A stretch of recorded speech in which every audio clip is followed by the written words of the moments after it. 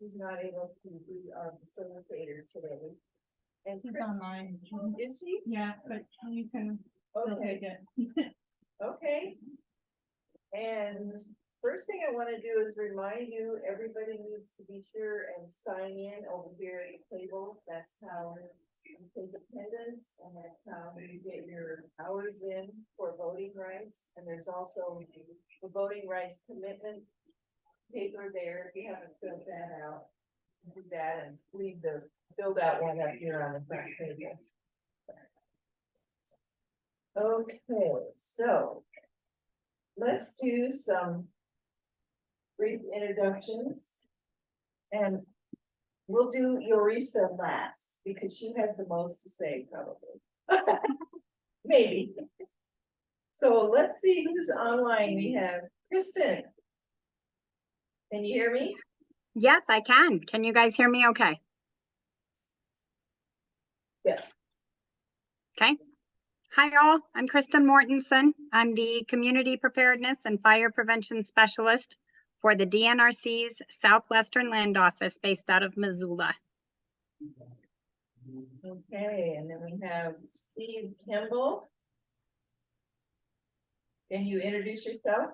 Sure. Hi, Steve Kimball. I'm with Montana DNRC in Missoula, and I'm the local government forest advisor, work with counties. Thank you. Nate, you don't wear a hat at night. Yep, forgive me, just got out of the gym. Nate Decker with Forest Prevention behind Anna Bateson on the Bitterroot, and I'm over in Oregon with Kristen for some training. Awesome. John McKenna. Can you hear me, John?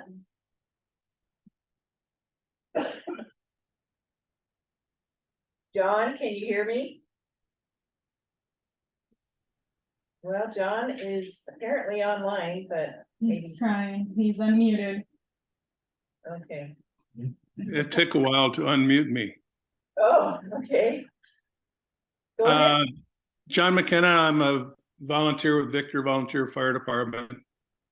And I work with the DNRC and Andrew to do home risk assessments primarily. Thank you. Andrew?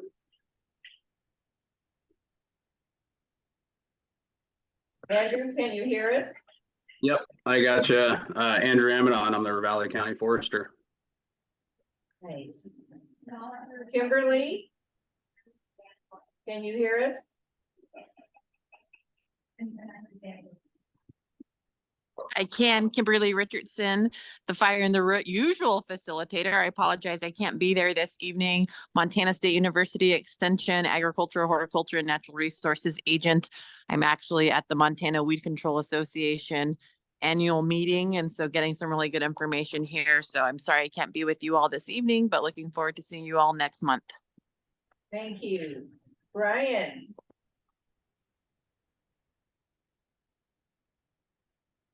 Can you hear us, Brian?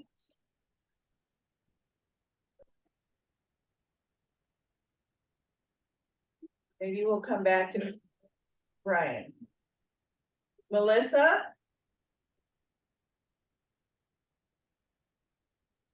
Melissa, can you hear us? Okay, Melissa's from Missoula, or rather Bitterroot Land Trust. Is that everybody? Yes. That's everyone online. Okay. So let's go around the room here.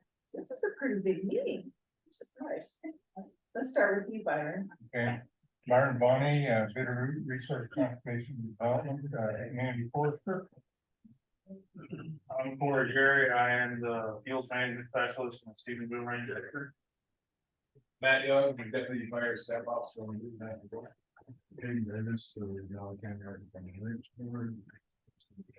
Mayor Jocks, came right through the DNRC. Al Babel, Bitterroot Valley Director Farm and Ranch Board. Frank Belfry, the Action Group and Private Manager. Sam Levy, private landowner, and happened to work for the Forest Service. Jeff Robert, your Valley County OEM.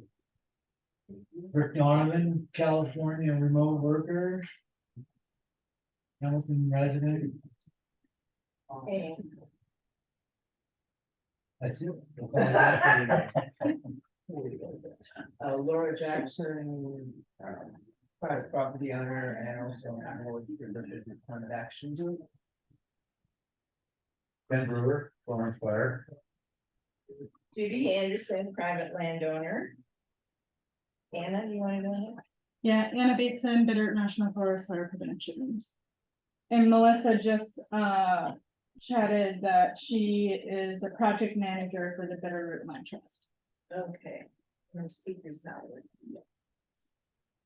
And I'd like to introduce Yorista. It's spelled Jorista, but the J is silent, so it's Yorista. And she's married to that guy. Byron?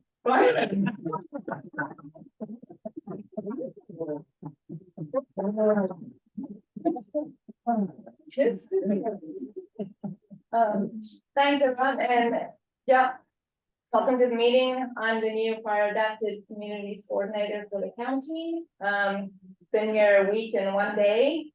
So I hope to get to meet most of you in the next couple weeks. A lot of names that I'm definitely not all remembering right now, but hopefully in the next few weeks, I will get around and meet most of you. And I'm originally from South Africa, hence the accent. Most recently spent 7 years in Arkansas in academia. My background is wildlife research. A lot of that actually incorporated fire and responsive wildlife to prescribed burns, which is interesting and ties in nicely with this position here. So I look forward to meeting all of you. So do you drive a Bucky then? I don't drive a Bucky. I love it. Yes. Corey drives a Bucky. Okay, my son-in-law's South African, so for everybody here, a Bucky is a truck, so. Oh. Just thought I'd let you all know. Thank you. You were in Arkansas, I thought I recognized the accent. Yeah. If you have to stand from the south and be like, well, I don't know that far. Further south. Yeah, this is a good crowd. I don't know how many people usually show up, but I think it's a few more than we usually have. and yeah. So, with those out of the way, let's just get started with the team updates. Drew, are you ready to give your CWPP update? I am. Don't have a ton to report yet. We, as some of you know, we closed our request for proposals back on January 20th, I believe. We received 5 or 6 proposals from contractors across the Pacific Northwest. After reviewing those, we got some feedback from folks that are on the core team. We proposed what our selection, what we thought who was best suited for Ravalli County and the most experienced. Proposed that to commissioners, and we did make a selection. They're out of Missoula. They've got a lot of experience in similar counties and similar natural resource work, and we think they're gonna do a good job for us. Outside. Oh, I thought you were done. I was gonna say, so what's next? Yeah, yeah. So what's next? We just notified them Friday that they were selected. So we're working through the paperwork, signing final contracts, that kind of thing. I do have a meet and greet with them on Thursday. So it's just going to be me and the contractors to begin with. And we're going to kind of formulate the agenda and the plan moving forward. We do have I'd say the solid core team selected, which a lot of the folks that sit on Fire in the Root are also on that core team. So once we have our kickoff meeting, we'll have a lot more to report out to folks. Ken Brewer will be the Fire in the Root rep on the core team. But as I mentioned, there's a lot of folks that are sitting in that room that will be sitting on the core team as well. So if anybody, you know, would like a list of those folks, I can get that out to people. How long would that list be? As of right now, it's roughly 10 to 12 individuals. We have folks from DNRC, the Forest Service. We have Byron Bonney with RC&D. We've got a few folks from the county. Ken Brewer, obviously, the sheriff, Brad Moan, the fire chief, Jeff Burrows, when he can sit on that team when he's available. And I'm probably missing somebody, but that's the majority. But that will be changing, obviously, throughout the course of this update. Hey Drew, can you tell us who the selected contractor is?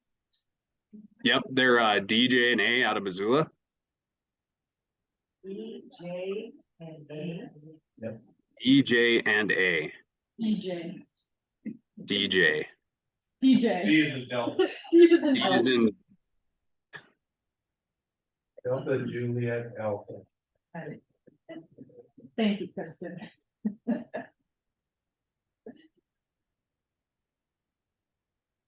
So we're excited to get this thing going. I have a question. Any questions? I have a question. Is the specified contractor going to be able to hire subcontractors at his will, or will that have to go through certification? I'm sorry, can you repeat that? Yeah, will the chosen contractor be able to hire subcontractors at will, or will they have to go through a vetting? You know, that's a good question. I don't anticipate that there would be a need to hire a subcontractor. We, I should say the county with DNRC, we have the majority of the information, the fire information for the county that would have to be, you know, I can see the only other reason that we would have to go with a subcontractor. So I don't foresee the need for that. Well, the reason I ask is that once this gets rolling and people really get on board, will one contractor be enough to keep up? This is just the right to see that. Okay. I was jumping too far ahead over that.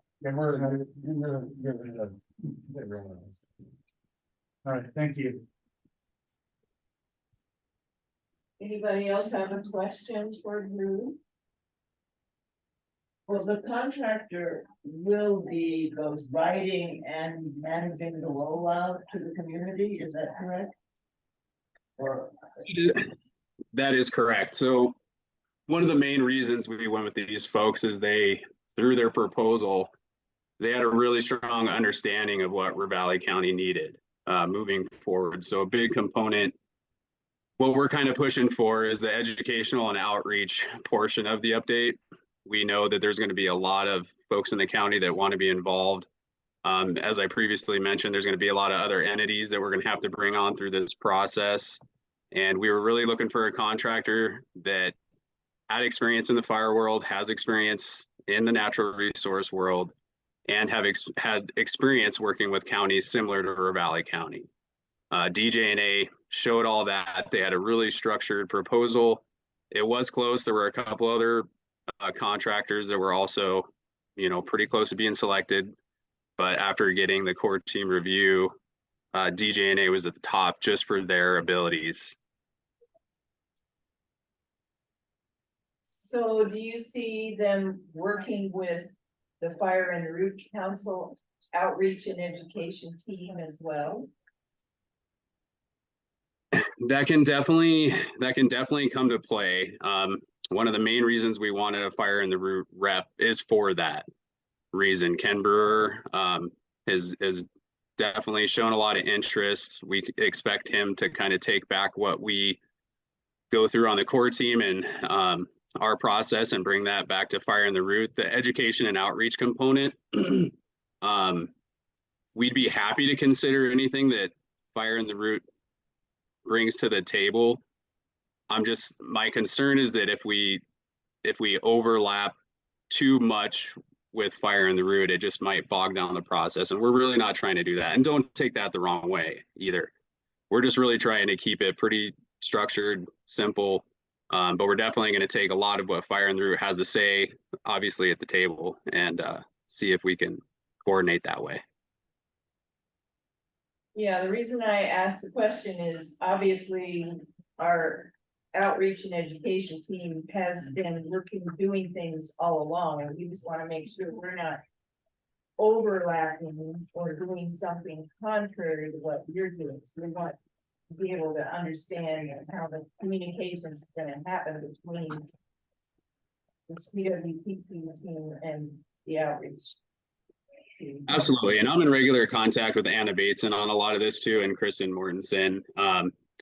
We're going to just really try to get it done the best way possible. I don't see a whole lot of overlap. The big component from that outreach section of the CWPP, we see kind of be in meetings.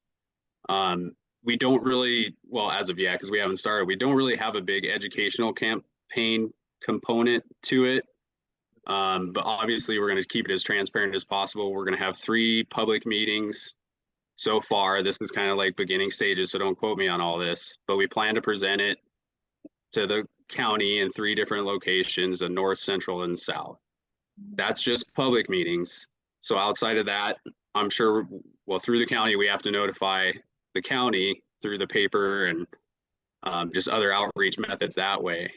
So outside of that, I can't really comment too much further on that because I just don't know the process yet, but we're gonna definitely keep it transparent as possible. Right. Okay. Anybody have any other questions for Drew?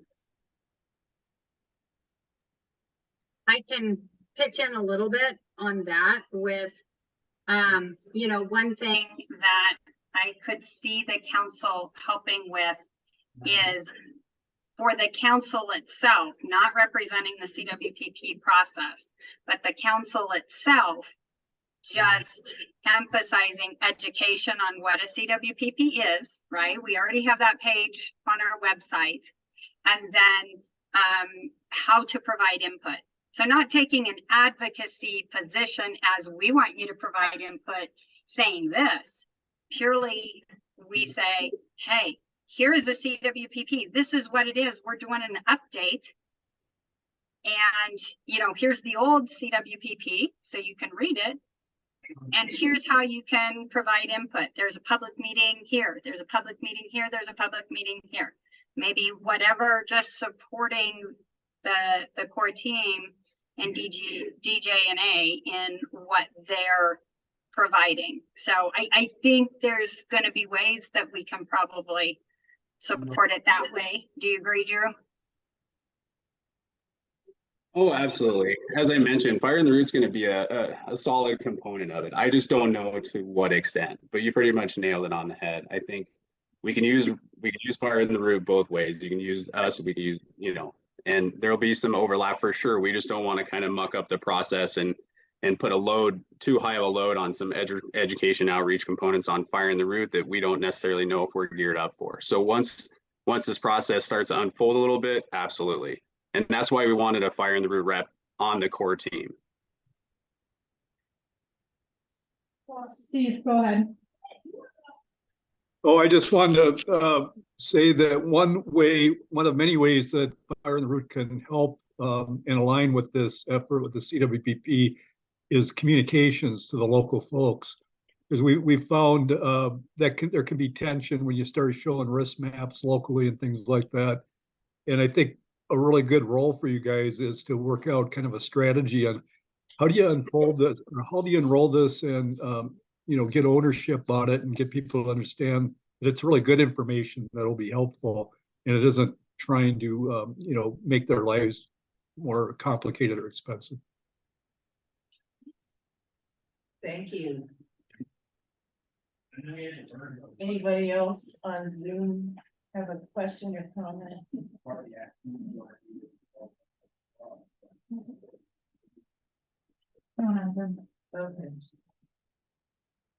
All right, then I guess we're done with that update. Now we're ready for a fuels update. Byron said he's got a few things to update us on with his friends. I don't know who his friends are. I have no idea. You have to step forward. So, anyway, we had a fuels meeting, but, before I get into that, I wanna, number one, apologize to those who were on the, committee, named to be on the committee. There was currently a decision made, to combine the, Fire and Route Fuels Committee with the Fuels Committee that Dave Tinsley set up at the Forest Service. And so Dave kind of runs that Fuels Committee at the Forest Service. And I think there was a kind of a burp in contacting those other fuels folks to have this meeting. So that decision was made to do that. And the main reason is somebody suggested that why should we have two basic fuels committees and have more meetings? Right. So what I'm gonna do is get with Dave Tinsley at Forest Service, and him and I will kind of work together on scheduling the next meeting. And then we'll make sure that everybody gets that message. Because I don't think Dave had that list of people when he scheduled that meeting. So that's the switch we're gonna try to make. And so what I'm gonna talk about now is there any questions about that before I go on? So RCMD and Forest Service fuels are now going to be one unit? No. We're just gonna coordinate projects. That's what this is all about. And it's not just RCMD, it's DNRC, the Wild Turkey Federation, Department of Fish, Wildlife and Parks, and NRCS. So all these various entities that have the scheduled fuel projects, we're all gonna coordinate where these projects are gonna go on a priority basis and get the biggest bang for our buck.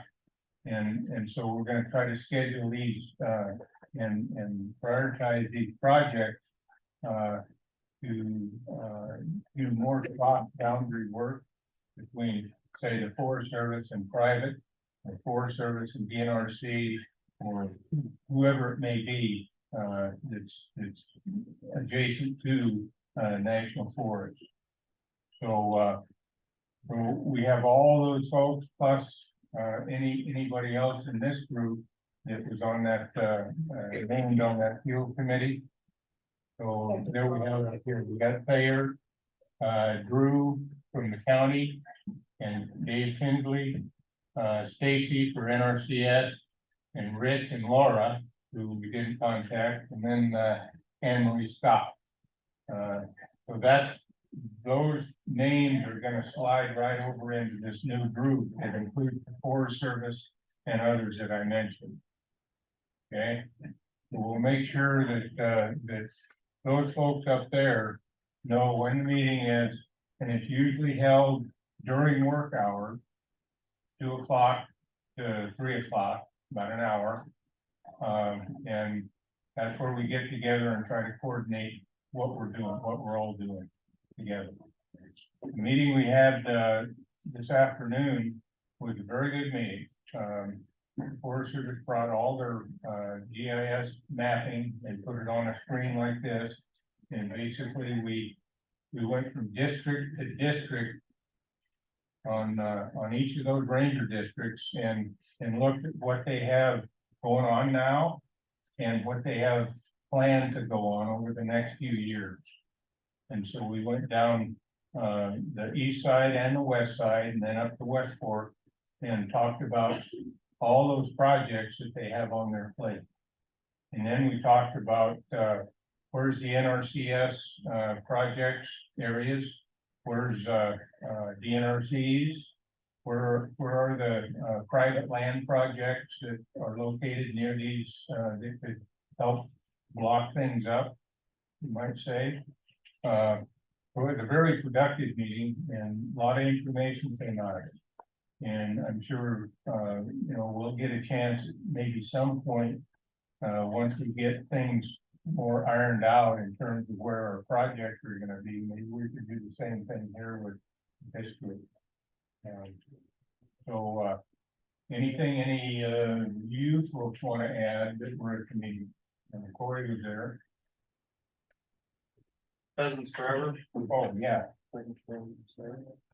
Yeah, let's talk a little bit about the available grants that we're either applying for or have an opportunity to get with and implement these projects. So the Forest Service is in a position and NRCS and RCND are in a position to partner up with Blue Forest and Pheasants Forever for funding to implement a project. And so it's still in the infancy stages, trying to understand how all that would work. But the bottom line is there's investors that would invest money into this project work in a forest resilience bond. And then we would request money to do a project, and that money could come forward within 7 to 10 days. So that part of it is really advantageous. The way we operate now, at least I can talk from RC&D's standpoint, is we have to apply for a grant a year before. And then we wait this year to find out whether we are awarded that grant. That's on the private land portion. So that's not very timely. In the meantime, we can plan with landowners to do work, but we can't fund anything until we get that grant. So the Pheasants Forever and Blue Forest opportunity basically can get us funding almost immediately. But then that money at some point has to be paid back towards the investor. And that's the part that is a little shaky to all of us right now, how that gets done. So, but it can get done through use of federal funds to pay back the investors. So is that a grant that they're doing? It's kind of like a grant, but it's really a bond. Or a loan, actually? Yeah. Is it an basically a loan? interest free? It's 1 to 1.5%. So 1 to 1.5% goes back to the investor. So it's And that can be paid for out of, and what the deal is, Pheasants Forever and Blue Forest, they work to find these investors. And they work to find those beneficiaries. For instance, maybe the city of Hamilton is a beneficiary. Maybe they'll put a little money in to cover part of that 1%. So there's some beneficiaries out there that they're going to be looking for that are going to benefit from the fuel treatment that's done here in the valley. And it could be any organization. It could be any group that thinks it's a benefit. And that's the role of Pheasants Forever and Blue Forest. They go out and find those beneficiaries so that interest can be paid back to the investment. In the meantime, federal funds from the Forest Service, NRCS, or DNRC can pay the money that they get out of this bond, pay it back through once the project is done and go back to the investors. Now, will they only pay the principal and Yeah. pay the interest, right? Yeah, the interest is not paid by any government entity. Okay. How about there, does that sound like what we heard? Yeah, that's the best explanation I've probably heard of this whole process, is they had us in a room. They had a lot of slides and stuff, and it's really a way that they're trying to, or a mechanism to kind of bring multiple funds together and then disperse it a little faster. And yes, there is an interest paid, but I mean, 1.5%, I mean, that's a pretty low loan, and you can get stuff done a lot quicker. And so that's basically kind of what it is. It's a way to kind of pull some money together. And you do pay interest on it, but these investors are, a lot of it's, they're trying to put something in their portfolio that looks a little better than what may they be chasing at a higher interest rate. So they can diversify their portfolio and say, we're investing in this sort of stuff, and there's a pretty low return. Well, it's a feel good investment rather than a. Yeah, that's part of it, and that's why you get such a low percentage. Yes, That's a good one. yeah. The big piece with it, instead of taking a decade or 2 decades before. Or you can wait a year for any fund. And the way they describe it, I mean, we could be talking about the ability to put a lot of money on the ground pretty quickly. So, we're all getting used to it, and we're kind of figuring it out, but there's pretty good potential there to put a lot of money on the ground a lot quicker than we do now. Is that a good idea to put a lot of money on the ground quicker? Well, it really depends on our plan. So that's kind of up to like our cooperators, people that work cross boundary, like what is really, what What makes is the sense. goal of getting money on the ground quicker? Field treatments. What is the goal of getting it on the ground quicker? What is So the the end? example that I've seen used was like the town in California, that I can't remember the name. Paradise. Maybe it's Paradise, but they have. the Why plan- not from that? They can plan identified. And it sat there for 17 or 18 years because Forest Service didn't have the funding to implement. And I can't remember which fire came through, but Paradise. I don't remember which. The But plan wouldn't that matter. was that's what they were using as an example of how to avoid that kind of situation. The way to avoid that is to not be in front of 70-mile-an-hour winds. What sort of things are they willing to fund? Just Fuel mitigation. so I guess blue forest and pheasants really are not relevant. I mean, they're not making pheasant habitat. Doesn't sound like it. No, I mean, I'm just trying to figure out what they're offering money. Well, and the thing about this is that, the area that they're concentrating on is the West Fork. And it's all the way down to Darby. So that's the area they're concentrating on for this funding. Public and private in that, Like that? public and private. Yeah. Yeah. On this first, yeah. So the main reason is protect lives and property and values. The values that are at risk in that area. That's the main emphasis, putting this money on the ground quickly. And it helps the Forest Service in terms of implementing more quickly than they could otherwise. Because they may not have the budget to do some projects. Our base funding in hazardous fuels is going between $450,000 and $500,000 a year, and so these amounts we're looking at now, we're gonna be in that $5 to $10 million a year kind of for our ability to treat. So is there, and, you know, this is a familiar topic, this is is there a coordinated effort here to understand the long-term climate impact of now doing $5 million a year of forest fuels mitigation? And I mean, is there, and I see this because of the work that I do as an assistant scientist, is that there is a urgent need to get a program in place to characterize the impact of this rush to do this. I get that there's a reason to get money on the ground, and everybody's got the reason for doing it.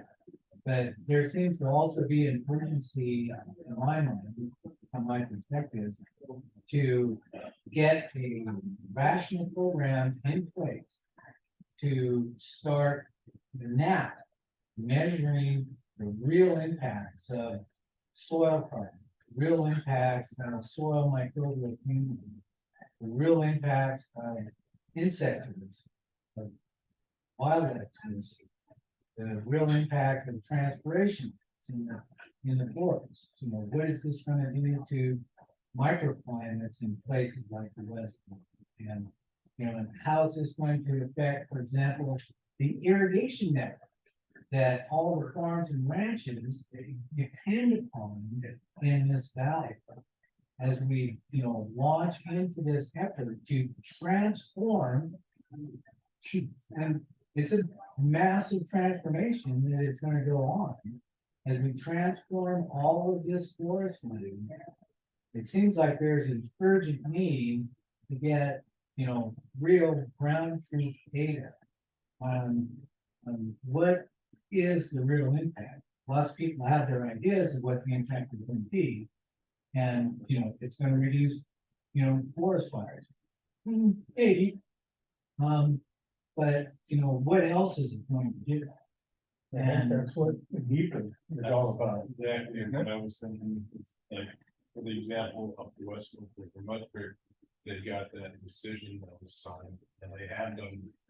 I will guarantee they've analyzed everything you just mentioned, that there are NEPA process or analyzed all the pieces under all exposed to, which includes soils and hydrology. Right. But I don't know if that's, if you're wanting something more than what NEPA decisions can be analyzed. How do we find out where they come to some understanding of this? I'd like to know that. But if they count, if they've done soil samples and they look at the hydrology of the terrain and stuff. Within the decision. Within those signed decisions. Okay, so it's not yet. We don't know. So mud has been signed. I did my previous time, but at the time that my Creek was out of the NEPA input, climate was not yet considered. It's not, am I correct in that? I think. I thought there was a piece on climate, but I thought it was. And now I think is switching heading with due respect. I didn't write that. No, I mean, but with due respect, that still is a weak area, I think, to look at what Rick is doing. It definitely feels like an area of growth for party. It doesn't sound like something we're gonna resolve to everybody's satisfaction tonight. So if you have a specific question you want to put in writing and give to these guys to get an answer back to, maybe that would work. Yeah. Yeah, and the other thing real quickly is, during the NEPA process, you know, there's a lot of public, involvement. And I think maybe to get your names on the Forest Service list, to get the information, when they are planning a project, so that you can see what they are planning and how they are analyzing, so that you can comment. I don't want to comment. I want to put a satellite. Kristen has a question on mine too, and I think I'll leave it to her. Kristen, go ahead. Yeah, I'm wondering if this is something that the council may want to do or broach in a future meeting, such as maybe we try to arrange to have some panel experts provide information on these different areas and have, you know, presentation, but also some time for Q&A so that the council can hear kind of all the sides. There's a few areas where there is conflicting science or science that seems to conflict, and maybe, you know, we can provide a meeting or two that clarifies things, or at least put some of that science out there so that all can make informed decisions. What do you think? Well, I'll just kind of close my comments on this. So, I'm working with a pretty large research group now, and the goal of this research group is to be able to develop methodologies to precisely measure carbon sequestration in soil. To be able to say with the same certainty that you go to your Valley County bank and an auditor goes in there and says, show me the books. Show me how much money you have. Show me the method that you're using to count this. And how much money you're going to have tomorrow. And so this group, this is what they are doing. And this rapid transformation that we're pushing here in the Bitter Valley.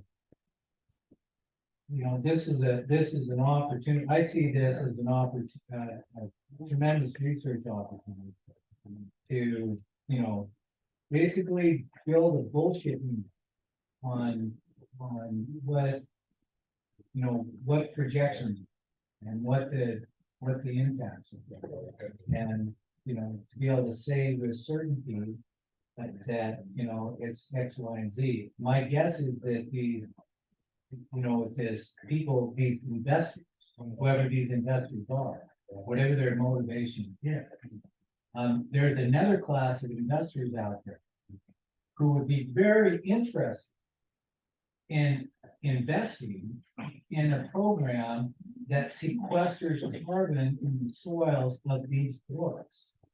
And this is an active area of research and economic development that people are looking for this, and they're looking for places where they can invest their resources in management approaches that are verifiable. That you have a system that you can tell this investor, yeah, for sure, this is what's happening with these systems. And that investor is going to pay you more for your carbon credits than they're going to pay my friend Don Salo in the Upper Peninsula, Michigan, who's getting money from a Russian company to not cut down trees he wasn't going to cut down anyway. These are getting a little beyond where we can go tonight. Yeah, anyway, that's the. Yeah, I was waiting for you to close your comment. Well, I was up here.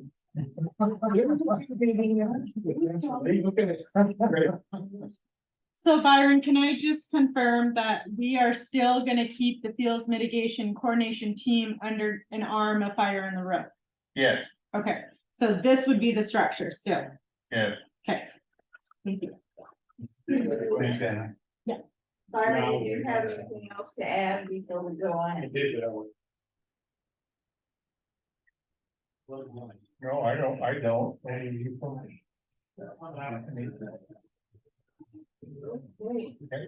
gonna run down some acres if you wanna hear what the plan is for the forest for around here. Wanna hear what that looks like? This year? Yep, this for 23 year, what we're planning. We did, and this is, I'm talking about these acres, I'm talking about what we're planning to claim for target, so our reporting back up to the region and Washington office. We did have we've already got some acres already because we had the Schultz Saddle project, which is out there on the divide between the Bitterroot and the BRD. The south side of the East Fork there, we have a project up there, we're gonna go put 6,000 acres of track fire ground. That burned in the Trail Ridge fire, so we will get to claim that as our treatment already. Do we have to pay interest on the loan? Not set up, I was going to target them this reporting.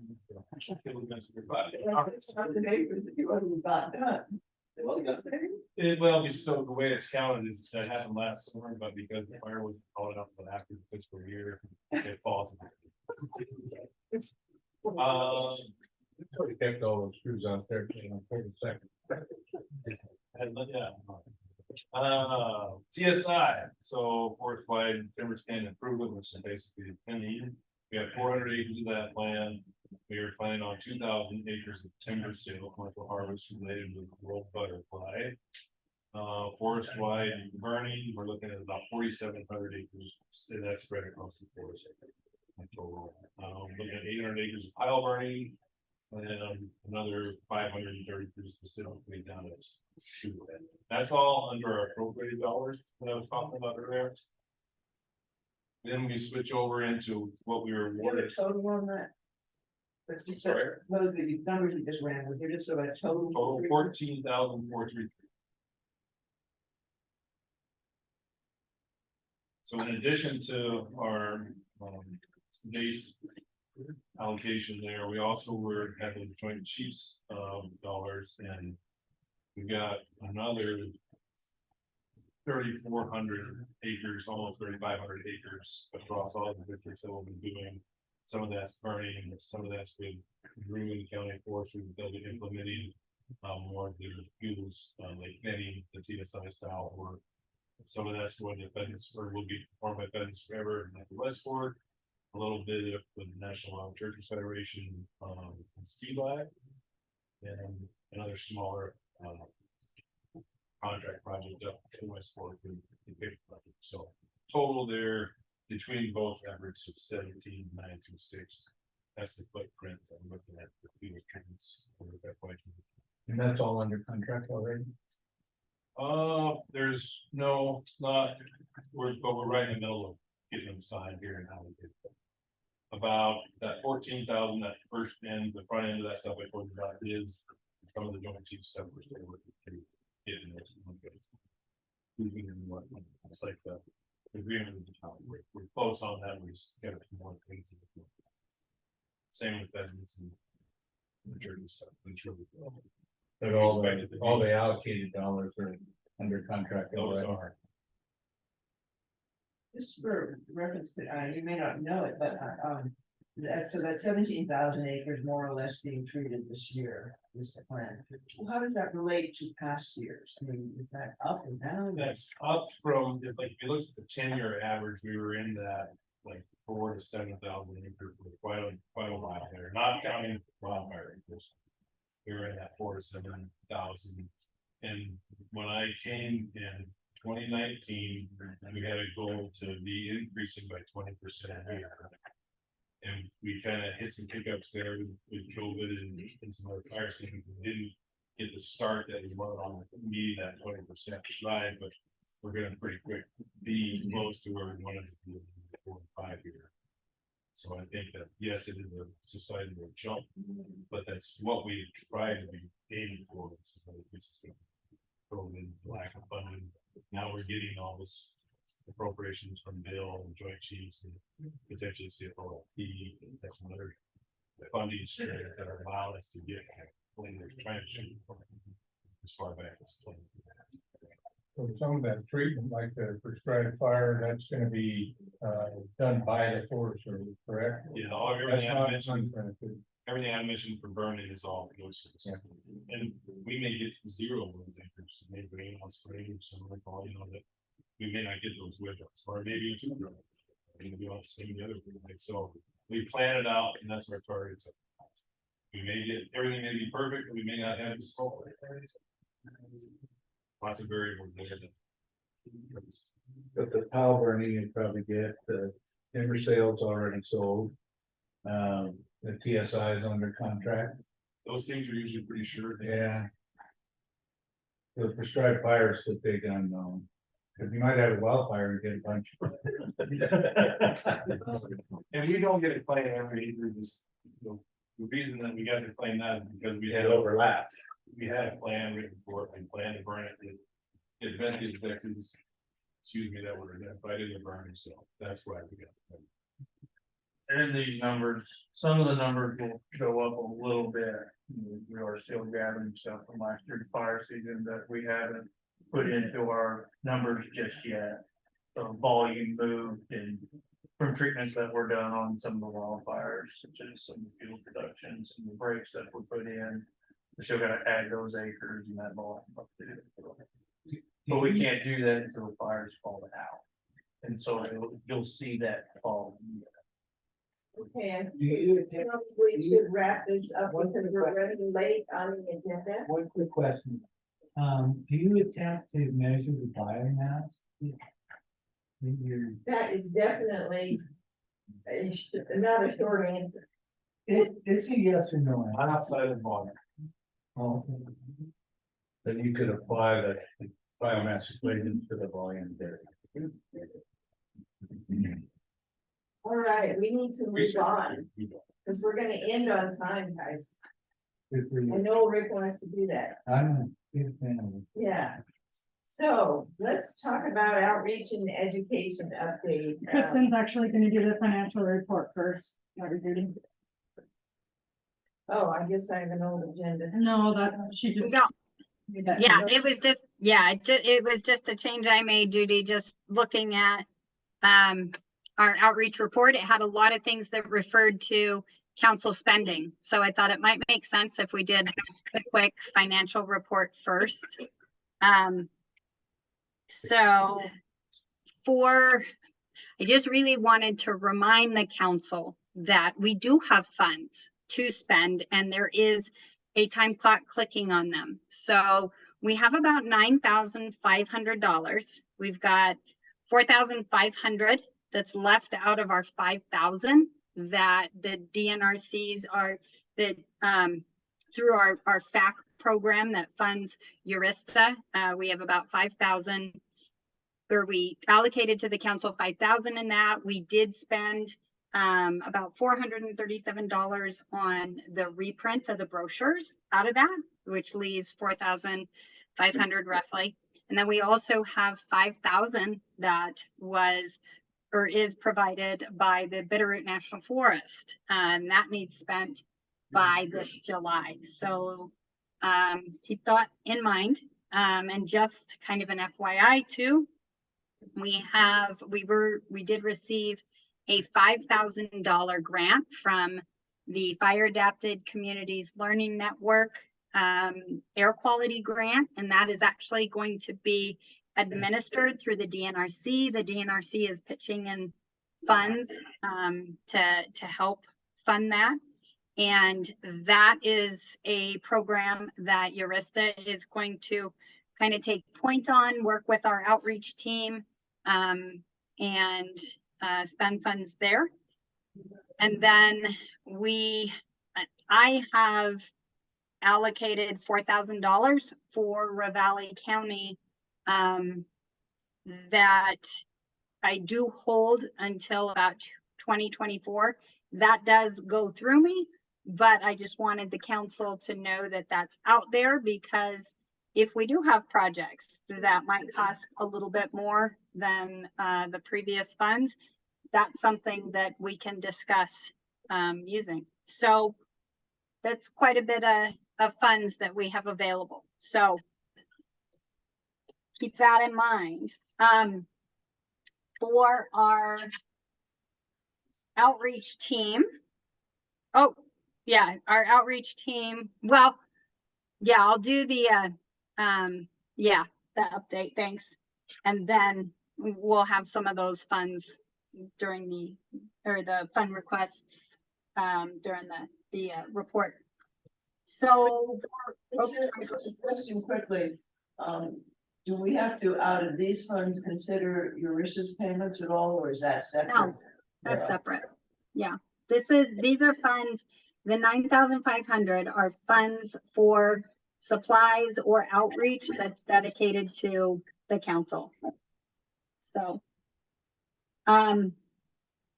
so our outreach team has met twice to work on a draft communications plan, which there should be some copies provided. And this is something I'll discuss a little bit later, but that's been the focus for the last 2 meetings.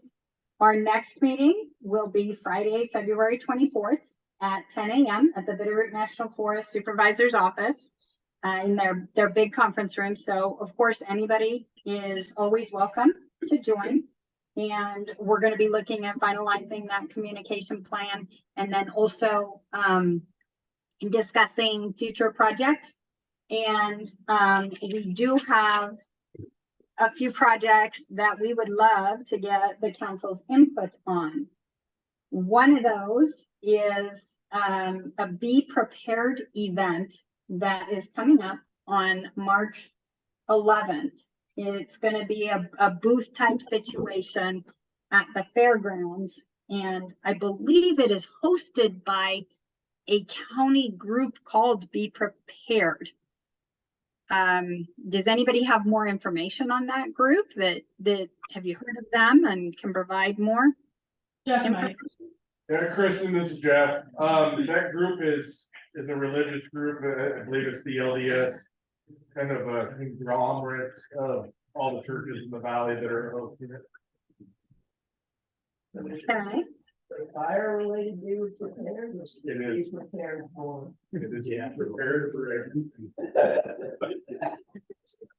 And this, do we know, is there a cost involved to having a booth there? We don't know. Okay. There's nothing at this time. You know, is this something that the council would like the outreach team to look into and possibly staff a booth? We have to know a little more what we were being prepared. This is the spread, the idea was is for this group to spread their word, what resources, what they can provide to the community. So this is, you know, we're looking at it as public health is gonna be there. Our office, OEM is gonna be there. There's gonna be different groups throughout the valley that are gonna be there presenting anything to deal with preparedness for any type of event. Any type of emergency preparedness. Correct. No. So so public health and OEM's perspective is, what do you need to be prepared for 72 hours? You know, we would mostly like people to be prepared well beyond 72 hours, but at the very minimum, if we have a wind event like Kalispell had, and everyone is in the valley is without power for 72 hours, are people going to be able to survive? Are they going to have the resources? We're going to know what they're needing to do. That's what the whole thing is just be prepared. If there is a major wildfire, are you taking the steps to prepare the property so that, you know, the mitigation aspect, that's what we're looking at as a.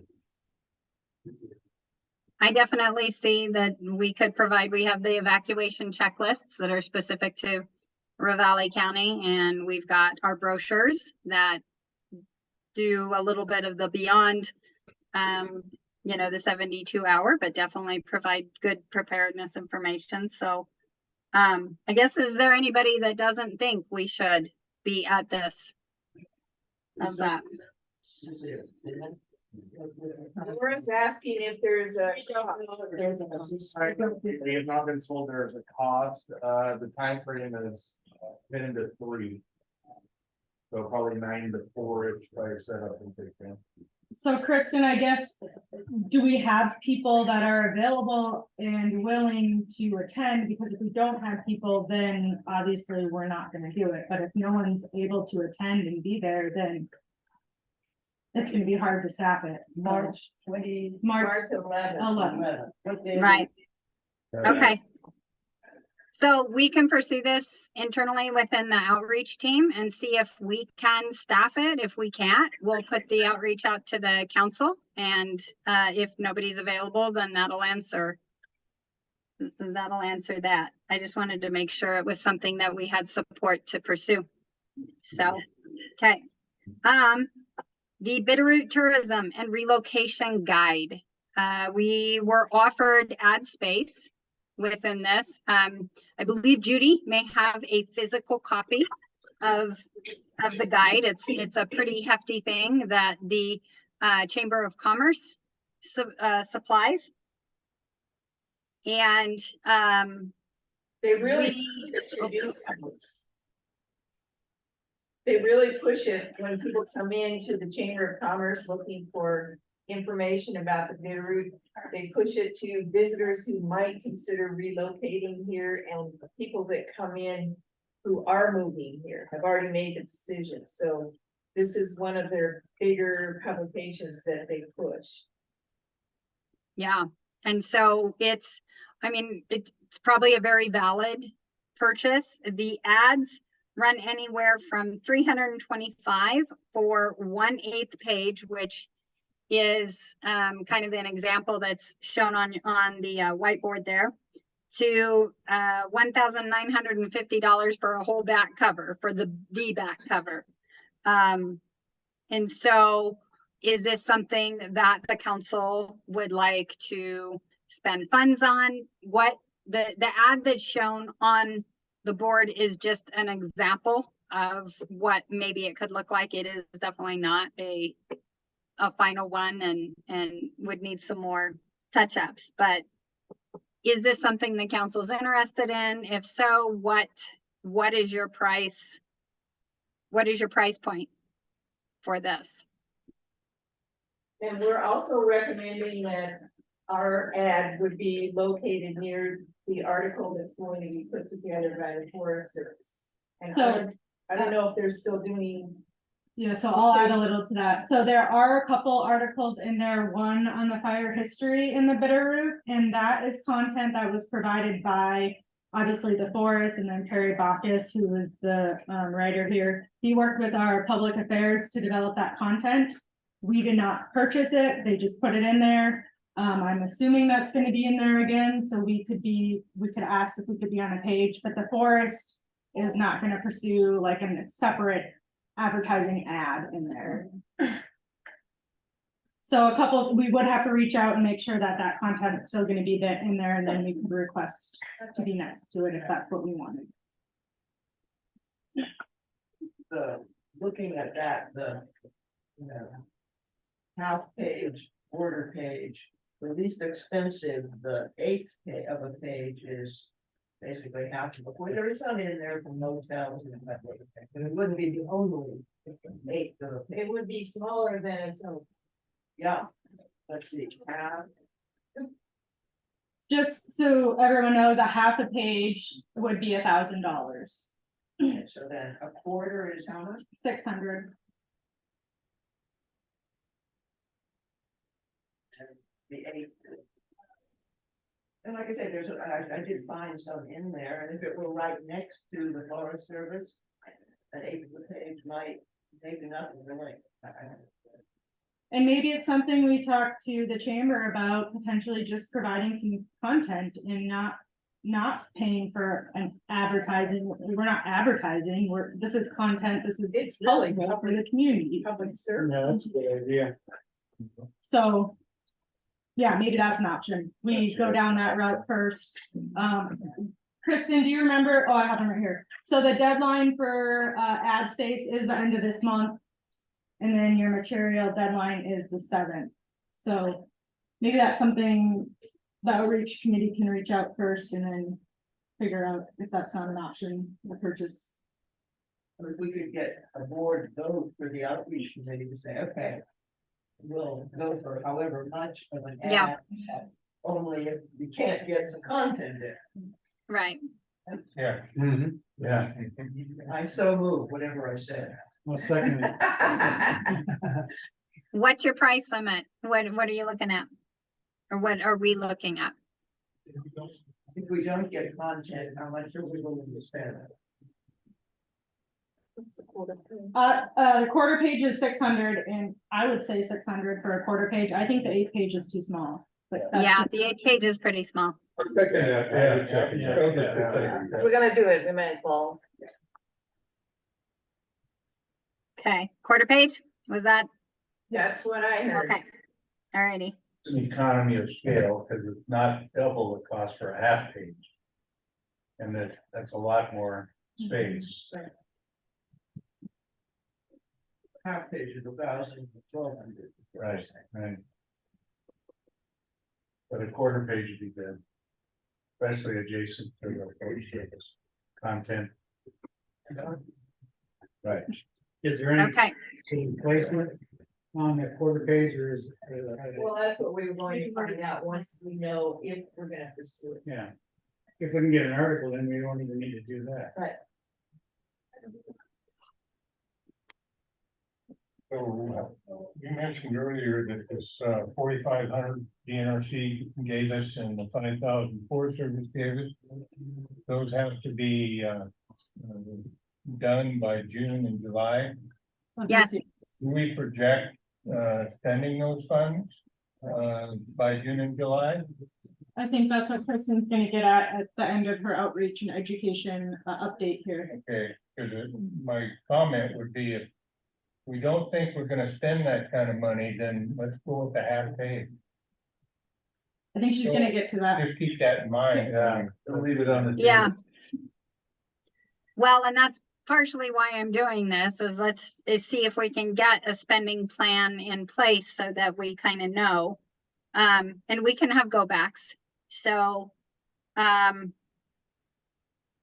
about, let's see, what else do we have?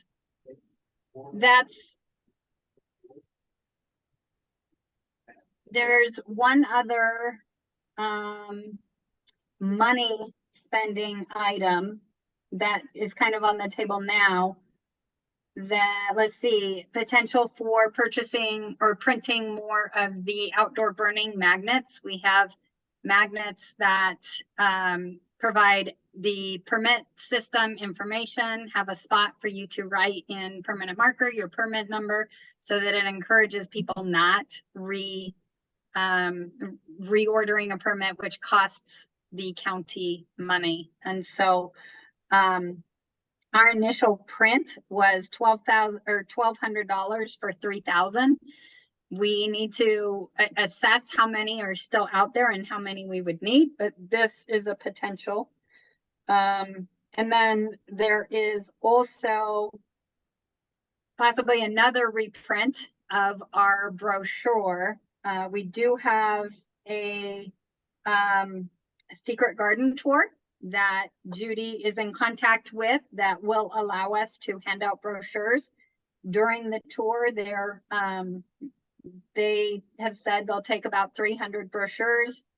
And if they do that, that would probably necessitate us printing out more brochures so that we've got enough to get through the summer. So there's funds. That was actually bigger than 300 now. They're saying if you want to have more in case somebody wants to give one away, they said I could use more. Cool. Okay. For the garden, hand out a little baggie to everyone who buys a ticket. There's a bunch of stuff in there from nurseries and whatever, and I assume they put ours in that, and then have some maybe at the places also. Not all the places, that's my house. Emphasizing fuel mitigation or the beauty of cleaning up your tiny. So there is, yeah, so that's it for things that are on the table right now. There are also a lot of outreach possibilities that we can spend funds on. We can do a billboard for open burning or to advertise home assessments. We can do a mailer kind of similar to what Drew did and just do similar information. Put a plug in for the CWPP as long as the core team is good with our content. We can do a lot of outreach products. We could host a conference, a seminar series. Like there's definitely ways we can spend down that money. But the key is I think the outreach team needs a little bit of leader's intent from the council. What would you guys like to see us pursue with these funds? The other thing that came up in our outreach meeting was possibly t-shirts, hats for folks to wear when they're at the events.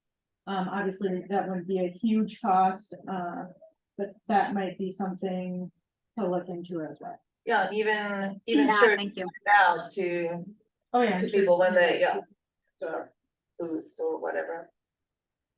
Yeah, thanks. I forgot that one. So So yeah, the magnets in the brochure seem like they get get us in front of a lot of people for a reasonable price.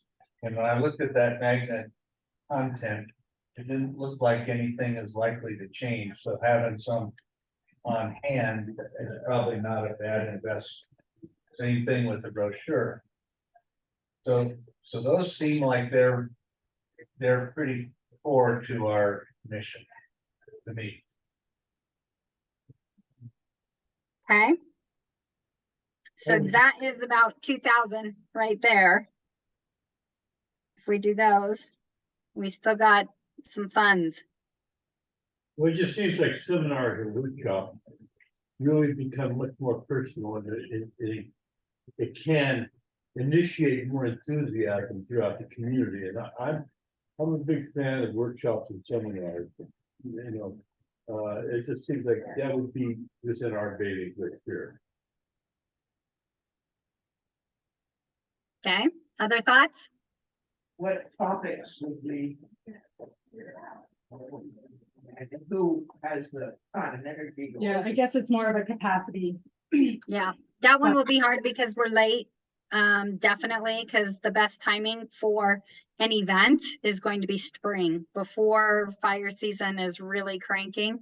But and we need to spend the money by June and July. And so the other thing that I did think of and forgot to put on here was a video.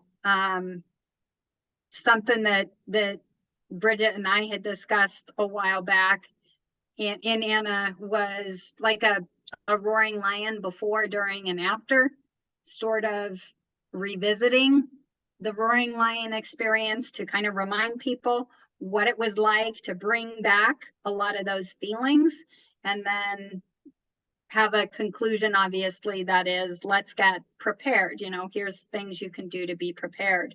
So that could suck up a chunk of money too. So that is an option, or something like that.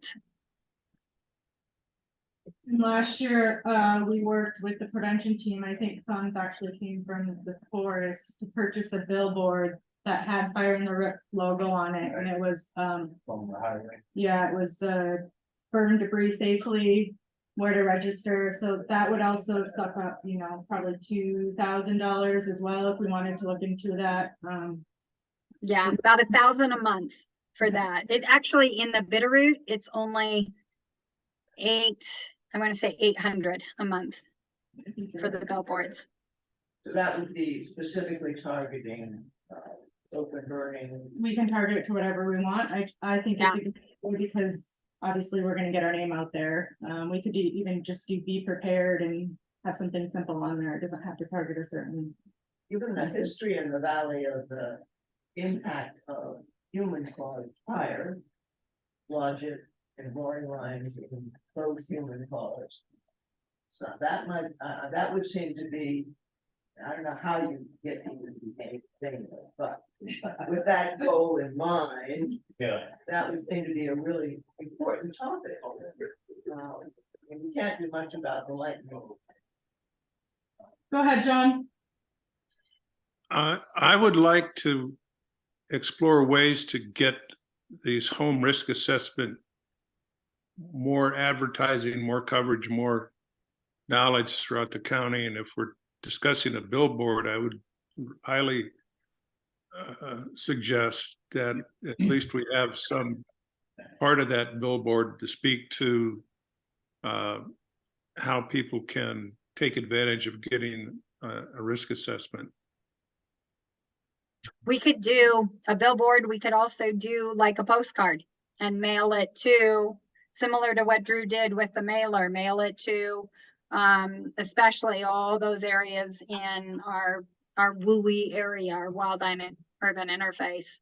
And just do that direct and have it, you know, QR code.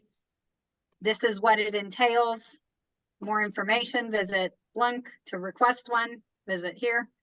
So I like the idea of the postcard because you see it longer than going 70 miles an hour and see it for. Yeah. Yeah. Well, Suggested radio ads. We can do radio ads too. They tend to be expensive. LA County, it's a great way to get that information out. Well, I think that you, it doesn't have to be one or the other. I think it could be a combination.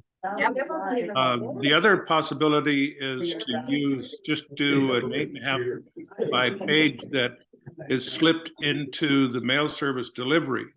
And that's a very economical way to do. You can target zip codes. And we've done that with our newsletter, and it's a very reasonable cost. Yeah, definitely. An insert there.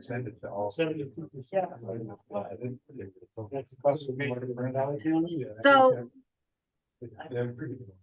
okay. How about